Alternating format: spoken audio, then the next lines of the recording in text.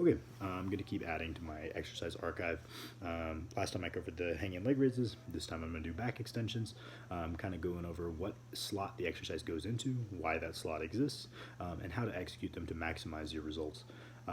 So last time, I covered the hanging leg raises. This time I want to cover the back extensions. This can be done on either a 45-degree back extension that they have in most commercial gyms, or it can be done on a glute ham raise. This is just the back extension, the hip extension portion, not the knee flexion where you're coming up all the way like a full glute ham raise.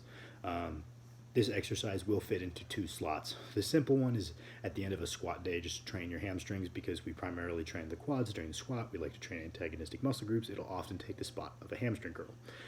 The other slot that most people will see it in the majority of programs I write is prior to squatting and deadlifting. As far as squatting goes, it's just a good way to get some blood flow to your posterior chain that you don't necessarily get out of just squatting the bar. It feels really good. You'll feel like you have a little bit more something to bind up as you hit the hole, a little bit more bounce. You also might have a little bit easier time hitting depth once you get that localized blood flow. I just found that the stronger you get, the less sufficient an empty bar squat is for getting you warm. And I found these are a really good way to get your posterior chain moving. As far as deadlifts, it's largely just immobilizing your posterior chain. You'll find you're able to hit positions better after having done them. And also I found it's very helpful to get some blood flow to your low back, because McGill talks about you want to increase the rigidity around your trunk, and that's what the McGill Big Three do. You work the front with a front plank, you work the sides with a rolling plank. The idea is you work the back with a bird dog.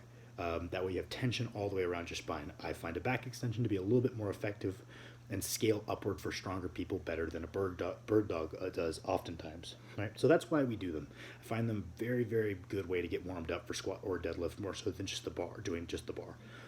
I noted when I went to Andre Milanchev's seminar, that was the one and only exercise he did prior to getting under a barbell to squat, and it's also the only accessory he did the entire day, because Andre famously does not do many accessories at all, if any.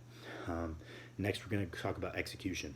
And a side note, if these are in your program and you are at a facility does not have any way of doing a back extension, either do empty bar good mornings or empty barbell RDLs.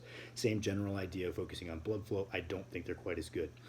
As far as execution, the most important thing is that you are hinging at your hips, not your low back. This involves putting the pad lower on your quad than most people put it. You don't want it touching your stomach. You want it below that iliac crest. You really want it pretty low on your quad. If you have it too low, you might feel some tension in your knees. You need to raise it a little bit.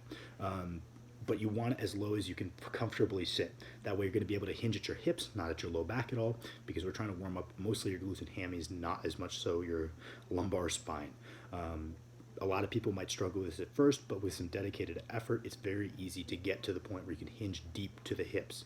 I'm going to attach a video of it being executed. It's not by me, it's actually by Big Cole.